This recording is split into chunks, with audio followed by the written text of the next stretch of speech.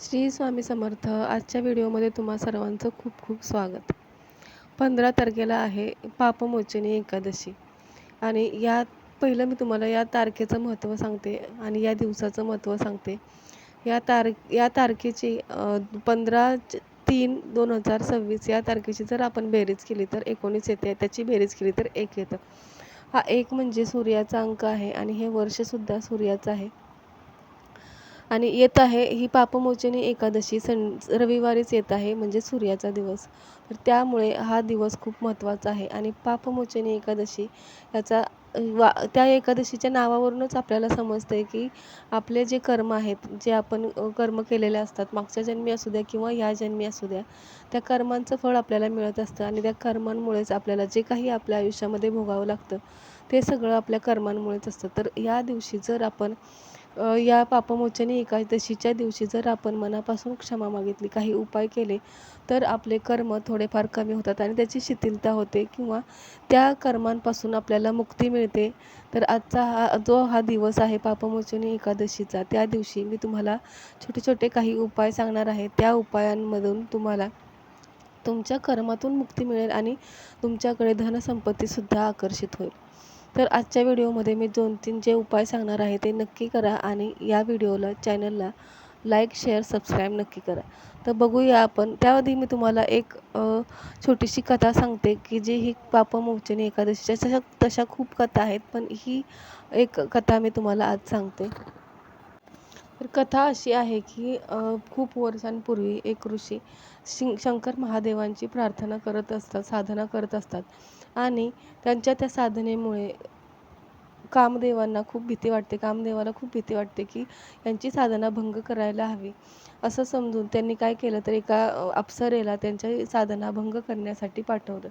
पाठवल्यानंतर त्यांची साधना भंग करण्यामध्ये त्या अप्सरेला यश मिळालं आणि ते जे ऋषी होते ते विसरून गेले की आपण साधना करत होतो. तिच्या त्या सौंदर्यामध्येच ते लुप्त होऊन गेले. खूप वर्षानंतर त्यांच्या लक्षामध्ये ही गोष्ट आली की त्या अप्सरेचं मायाजाळ त्यांच्यापासून दूर झालं, त्यांच्या समोरून दूर झालं आणि त्यांच्या लक्षामध्ये आलं की मी ही चूक करतोय, माझी जी साधना होती ती हिने भंग केलेली आहे. असं त्यांच्या लक्षात आल्यानंतर त्यांनी त्या अप्सरेला शाप दिला की तू पिशाच्च होशील. हे ऐकल्यानंतर ती अप्सरा खूप रडायला लागली आणि त्याच्याबद्दल प्रार्थना करायला लागली त्या ऋषीमुनींकडे. त्यानंतर त्या ऋषींनी तिला सांगितलं की मी हे मागे तर घेऊ शकत नाही हा शाप, पण याच्यामध्ये आपण काही उपाय आहे का ते बघूया. असं म्हणून ते एका दुसऱ्या मोठ्या ऋषींकडे गेले आणि त्या ऋषींना सगळी हकीकत सांगितली. सांगितल्यानंतर त्या ऋषींनी ही पापमोचनी एकादशीचं जे हे व्रत आहे ते करायला त्या अप्सरेला सांगितलं.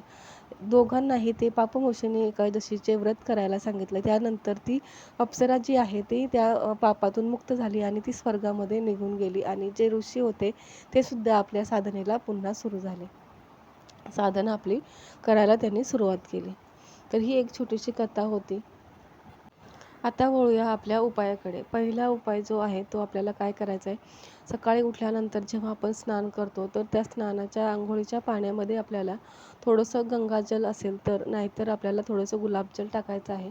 गुलाबजल टाकल्यानंतर त्यामध्ये कपूर थोडासा टाकायचा आहे. कापूर थोडासा कुटायचा, थोडासा त्याचे चुरा करायचा आहे आणि तो कापूर आपल्याला पाण्यामध्ये टाकायचा आहे आणि अंघोळ करताना जो काही तुमचा जर आजार असेल किंवा तुमच्या शरीरावरती काही निगेटिव्हिटी तुम्हाला वाटते की मला नजर लागली किंवा अशी कोणतीही नकारात्मक ऊर्जा तुमच्या शरीरामध्ये आहे, तर ती तुम्हाला बोलायचं आहे अंघोळ करताना की माझ्या शरीरामधला हा आजार दूर झालेला आहे, माझ्या शरीरावरची निगेटिव्हिटी सगळी कायमची दूर निघून गेलेली आहे.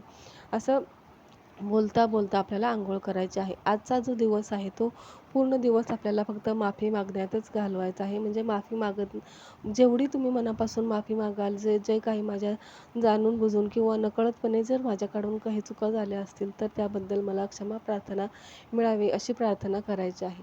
तर हा होता आपला पहिला उपाय. दुसऱ्या उपायामध्ये आपल्याला काय करायचं आहे, एक तुपाचा दिवा लावायचा आहे. देव्हाऱ्यामध्ये आपल्याला तुपाचा दिवा लावायचा आहे. त्यामध्ये एक गुळाचा तुकडा टाकायचा आहे, थोडासा गूळ टाकायचा आहे आणि त्या दिव्याच्या बाजूला आपल्याला एका तांब्यामध्ये पाणी ठेवायचं आहे. आता ह्या तांब्यामध्ये थोडासा छोटा तांब्या असेल तरीसुद्धा चालेल. आता ह्या तांब्यामध्ये पाणी भरून ठेवल्यानंतर ते पाणी जे आहे त्या पाण्यामध्ये आपल्याला तुळशीचं पान टाकायचं आहे. तुळशीचं पान टाकून ठेवायचं आहे. टाकून ठेवल्यानंतर त्या दिव्यासमोर आपल्याला आपल्या जे काही कर्म असतील त्याचे जे काही पाप केले असतील किंवा काही चुकीच्या गोष्टी केल्या असतील त्याबद्दल क्षमा प्रार्थना करायची आहे आणि ओम नमो भगवते वासुदेवाय नमः या मंत्राचा जप करायचा आहे. जर तुम्ही उपवास करत असाल तर तो उपवास तुम्हाला दुसऱ्या दिवशी सोडायचा आहे आणि जरी उपवास केला नाही तरीसुद्धा तुम्ही हे उपाय नक्कीच करू शकता. त्यामध्ये आपल्या उपवासामध्ये एक फलाहार करून उपवास पकडतात किंवा 2 वेळेला सात्विक जेवण करून सुद्धा काही लोकं उपवास पकडतात किंवा काही लोकं निर्जली उपवास पकडतात. तर ह्यामध्ये कोणता उपवास तुम्ही पकडणार आहात ते तुमच्या जशा परिस्थितीनुसार तुम्ही ठरवू शकता किंवा उपवास जरी नाही पकडला तरीसुद्धा तुम्ही हे जे उपाय आहेत ते करू शकता. ते जे पाणी आपण तुळशीचं पान टाकून ठेवलेलं आहे ते पाणी आपल्याला सगळ्यांना घरामध्ये आपल्याला प्यायला द्यायचं आहे प्रसाद म्हणून. तर हा होता आपला दुसरा उपाय. आता तिसरा उपायसुद्धा खूप सोपा आणि सहज आहे. तो कुठेही तुम्ही करू शकता. त्यामध्ये आपल्याला दुपारी 12 ते 1 वाजेपर्यंत जे मी तुम्हाला पहिल्यांदा सांगितलं, ओम नमो भगवते वासुदेवाय नमः या मंत्राचा आपल्याला जप करायचा आहे. मग तुम्ही माळेवरती करा किंवा असंच मनामध्ये तुम्ही दिवसभरसुद्धा तुम्ही हे नामस्मरण मनामध्ये करू शकता. आणि हे करत असताना आपल्याला जे काही ज्या कोणाचं आपण मन दुखावलं असेल, कळत-नकळत जर माझ्याकडून कोणाचं मन दुखावलं गेलं असेल, माझ्याकडून काही चुका झाल्या असेल, तर त्याबद्दल मी क्षमा मागते असं बोलून आपल्याला हा ओम नमो भगवते वासुदेवाय नमः हा मंत्र जप करायचा आहे. तर हा होता तिसरा उपाय.